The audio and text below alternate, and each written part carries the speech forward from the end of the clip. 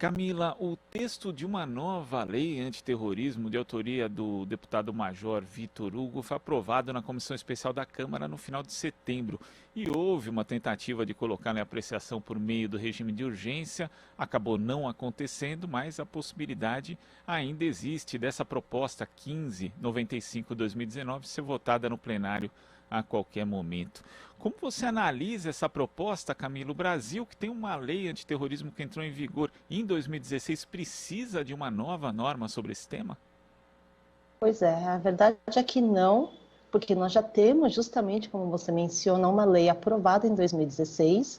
e mais do que isso, nós não precisamos de uma lei que vá atacar o Estado Democrático de Direito, os princípios democráticos, porque, na realidade, esse projeto de lei 1595 de 2019, ele tenha sido apresentado como um projeto que criaria um sistema antiterrorismo. Na realidade, ele não trata da questão de terrorismo, mas ele vai buscar criar uma aparelhagem do Estado brasileiro para poder monitorar de forma autoritária a vozes opositoras, aqueles que estejam em desagrado com quem estiver ocupando a presidência no momento e também movimentos sociais e sociedade civil. Então, no fundo, esse projeto 1595, ele vai tratar de ampliar competências autoritárias na mão exclusivamente da presidência da República. Então, é por isso que várias entidades da sociedade civil têm se mobilizado contrariamente a esse projeto. São alguns pontos, Glauco, que nos preocupam com relação ao texto, que já foi, como você bem disse, aprovado na comissão especial e que foi pautado na semana passada para que o seu requerimento de urgência fosse votado. Isso não aconteceu na quarta-feira, mas ele voltou para a pauta da quinta-feira. Acabou não sendo tratada essa questão na quinta-feira, mas ele já figura na pauta do plenário da Câmara dos Deputados para essa semana agora. Então, a gente sabe que existe essa movimentação e o presidente Arthur Lira da Câmara está colocando esse requerimento de urgência ali na pauta da Câmara. Isso nos preocupa muito. Como um projeto que é escancaradamente autoritário e inconstitucional, ele está sendo pautado seu requerimento de urgência, sabendo que uma vez aprovado esse requerimento, o mérito, como a gente chama, que é o próprio texto do projeto de lei, ele está prontíssimo para ser tratado e apreciado pelos deputados e deputadas no plenário. Então, a urgência vem desse movimento do presidente Arthur Lira de ter pautado o requerimento de urgência, e também a urgência desse debate, da preocupação, vem do conteúdo mesmo. Então, eu tenho feito essa discussão com várias entidades da sociedade civil e nós, na Conectas, temos pelo menos destacado 3 pontos principais de preocupação desse projeto de lei. O primeiro ponto que nos preocupa é que ele vai criar uma polícia secreta do presidente ou da presidente da República. E eu chamo de polícia secreta porque, na realidade, cria-se um sistema paralelo de inteligência, de monitoramento, de atuação de repressão que vai às margens do que nós já temos hoje, que é a estrutura de Polícia Federal, é a própria estrutura da Agência Brasileira de Inteligência, e que já tem competências e que tem operado nessas competências, inclusive na questão do combate ao terrorismo e às ameaças que poderiam eventualmente existir ao terrorismo no Brasil. Então, qual é a necessidade de se criar uma estrutura paralela? A não ser ter em suas mãos, né, na presidência da República, uma polícia secreta porque o projeto de lei também prevê uma série de possibilidades de não transparência. Então, a gente sabe que, né, você somar opacidade a atividades paralelas, você cria ali um estado de vigilantismo constante e de uma eventual repressão por meio do uso da força muito grave. O segundo ponto que nos preocupa é que esse projeto de lei, ele também vai criar uma definição vaga de terrorismo, inclusive ampliando a definição legal que nós temos da Lei Antiterrorismo do Brasil de 2016. Então, embora esse projeto de lei, 1595, ele não altere a Lei Terrorismo de 2016, ela na prática acaba não só alterando, como ampliando e atentando contra o que foi acordado, definido e aprovado pelo Congresso Nacional em 2016, porque ele vai praticamente abarcar qualquer atuação mais crítica aqui no Brasil como passível de ser definida como terrorismo. Então, esse é um ponto extremamente grave e que mostra também esse alargamento de um estado de constante repressão, ameaça, intimidação àqueles que eventualmente possam ser críticos à atual presidência da República ou outras, porque a gente sabe que as legislações elas vêm para ficar. Então, hoje é o caso do presidente Jair Bolsonaro, que ocupa a presidência da República, mas isso também vai perdurar para os próximos anos e décadas, quando essa lei, se ela for aprovada, estiver em vigor. E o último ponto que nos preocupa sobre o texto em si do projeto de lei 1595 é a chamada, já velha conhecida nossa, tentativa do atual governo Bolsonaro de apresentar e aprovar a chamada excludente de ilicitude, que nada mais é do que uma licença para matar, porque ela permite que forças de segurança possam, num suposto uma legítima defesa que não é respaldada na legislação,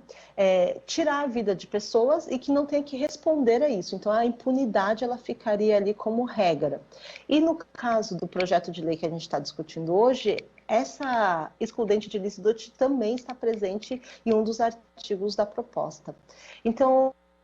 por conta desses 3 pontos e vários outros pontos que inclusive já foram apresentados por entidades da sociedade civil, até mesmo por vozes internacionais relevantes, é que esse projeto de lei ele não pode avançar.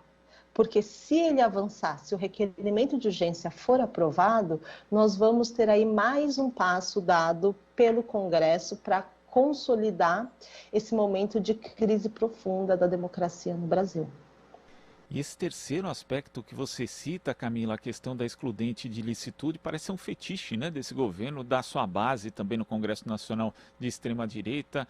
Já esteve presente no chamado pacote anticrime do ex-ministro da Justiça de Bolsonaro, Sérgio Moro, e também aparece em outros projetos e outras propostas que tramitam na Câmara dos Deputados. Mas nesse caso específico, com uma estrutura paralela, como você descreveu, uma polícia secreta vinculada diretamente à presidência da República, a excludente de ilicitude pode ser algo muito pior ainda do que aquela que está em outras propostas legislativas, Camila. Eu acho que ela é tão grave quanto, porque aqui a gente está falando de uma estrutura que vai ser criada para intimidar e monitorar vozes que possam ser críticas ao governo, isso tanto vindo de opositores políticos, isso pode ser vindo da imprensa, de vocês mesmos, da imprensa livre, pode estar vindo também de movimentos sociais, entidades da sociedade civil, mas isso tem a ver com essa questão do monitoramento e um suposto uso das atividades de inteligência, que são importantes, mas para um fim errado, né? Um desvio de finalidade do uso das atividades de inteligência para não proteger a soberania do Estado, mas para proteger ali os interesses particulares de quem esteja ocupando a presidência da República. Então é grave, sim, você permitir uma excludente de ilicitude nesse caso. Mas os outros projetos, como você tem mencionado, inclusive aquele que foi derrotado, de criar uma excludente de ilicitude no pacote anticrime, né, que foi encabeçado pelo então ministro Sérgio Moro, também é gravíssimo, porque a gente está falando de uma autorização para matar para aqueles policiais ou agentes de segurança pública que estejam atuando nas operações de segurança pública e que vão afetar pessoas, sobretudo pretas, pobres e que vivem nas favelas e nas periferias. Então, imagina se a gente já tem, sem a excludente de ilicitude, Jacarezinho e Salgueiro, imagina com uma excludente de ilicitude se essa letalidade policial, essa anuência de pode matar que o Estado já dá, se não desse, nós não teríamos tido essas chacinas, né, de novo, de Jacarezinho e Salgueiro, essa autorização para matar, ela vai estar ainda por cima respaldada numa lei, uma lei inconstitucional, mas uma lei. E isso vai acabar estimulando ainda mais o aumento da letalidade e, infelizmente, o Brasil já é um conhecido de país que tem uma das polícias mais violentas e um dos índices de letalidade policial mais alto. E em relação a isso também fica o questionamento do controle dessa tal polícia, né? Porque como você mencionou, no Brasil nós já sabemos que há dificuldade, inclusive quando existe a previsão legal, o vídeo que acontece em relação às atividades policiais rotineiras, né? Como dessas operações que a gente vê, por exemplo, no Rio de Janeiro, mas nesse caso há uma previsão de algum tipo de controle efetivo ou isso sequer é mencionado no projeto? Não, isso não é previsto. E não é à toa que isso não é previsto, né? Esse é um projeto que vem da base do governo, ele é de autoria do deputado Major Vitor Hugo, que tem esse papel proeminente de representação dos interesses do governo na Câmara dos Deputados. É um projeto que o presidente Bolsonaro já fez menção a ele em uma de suas lives, em várias de suas lives, na realidade. E é um projeto que, inclusive, ele foi, quando Jair Bolsonaro era deputado federal, ele apresentou um projeto muito similar a esse. Como ele não foi mais eleito deputado, né, acabou sendo eleito presidente, esse projeto de lei de autoria do então deputado Jair Bolsonaro foi arquivado e foi apresentado, então, depois o projeto de lei pelo deputado Major Vitor Hugo, que bebe basicamente da base do texto do hoje presidente Jair Bolsonaro. Então, a gente sabe que não ter um órgão de fiscalização faz parte, inclusive, de uma forma de entendimento de como conduzir a coisa pública do atual presidente, que é querendo eliminar órgãos de fiscalização, não entendendo que isso faz parte de uma vida democrática saudável, quando há órgãos que fazem esse controle e fiscalização de outros órgãos executivos, executores, para que justamente a gente consiga ter melhores políticas públicas, melhores decisões públicas. Então, basta ver, quando ele não consegue eliminar órgãos de fiscalização, o que o presidente Bolsonaro tem feito é minar a capacidade desses órgãos de atuar no seu papel de fiscalização. Basta ver o que está acontecendo com o IBAMA, com a FUNAI, com o próprio Ministério Público Federal. Então, essa lógica de tentar ou eliminar ou enfraquecer a ponto de tornar praticamente inoperante órgãos de controle e fiscalização é algo que atenta contra princípios muito básicos da democracia, mas que, infelizmente, também tem se mostrado uma prática recorrente do nosso governo. E diversas organizações representando polícias de todo o país, também integrantes do Ministério Público e do Judiciário, já se manifestaram contra essa proposta justamente pela criação dessa nova estrutura, dessa nova polícia. E às vezes a gente vê ali algumas das entidades, inclusive, elas são sempre, em geral, adeptas, né, ao recrudescimento do punitivismo, mas nesse caso, nem elas estão do lado do governo. Então fica a pergunta, Camila, a quem interessa, a quais setores interessa esse projeto de lei que institui uma nova legislação sobre o antiterrorismo no Brasil? Essa é uma ótima pergunta, porque eu só vejo esse projeto de lei interessar aqueles que não têm apreço nenhum pela democracia, por uma sociedade civil que possa ser livre, que possa viver sem o medo de estar sendo perseguida, sem ter medo de estar sendo constantemente vigiada. Então, você bem disse, né, são várias entidades que já estão se manifestando contra. Nós, inclusive, temos manifestações públicas de associações de policiais contrários a esse projeto, justamente porque existe já uma estrutura de inteligência, monitoramento e repressão a eventuais tentativas que possam, pela lei de 2016, serem enquadradas como terrorismo.